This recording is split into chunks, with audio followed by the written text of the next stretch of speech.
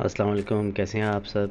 तो आज हम बनाने जा रहे हैं बनाना शेक विद आइसक्रीम। तो सबसे पहले हम बनाना लेंगे और इसको हम चॉप कर लेंगे अच्छे से। उसके बाद इसको हम अपने जूसर में डालेंगे।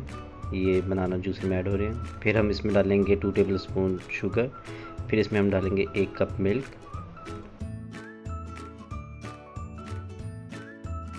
अब इसमें डालेंगे आइस क्यूब्स और इसको एक दफ़ा हम शेक कर लेंगे। शेक करने के बाद आइसक्रीम डालेंगे और इसको दोबारा से हम शेक कर लेंगे। अब हम अपने ग्लास को थोड़ा सा गार्निश करेंगे। इसमें हम लगाएंगे जाम शीरी और इसके बाद आराम से ऊपर से इसको हम जब मिल्क शेक को पोर करेंगे तो एक बहुत ही प्यारा सा ये टेक्सचर हमारे मिल्क में अपने ड्रिंक के अंदर हमारे आ जाएगा।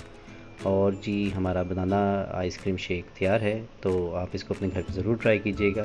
और इसमें आप जो है मतलब घर में जो बनाना जो हमारे ख़राब हो रहे होते हैं उनको यूज़ कर सकते हैं और इसका टेस्ट बहुत अमेजिंग आता है। तो हमारे चैनल को लाइक एंड सब्सक्राइब ना करना भूलिएगा।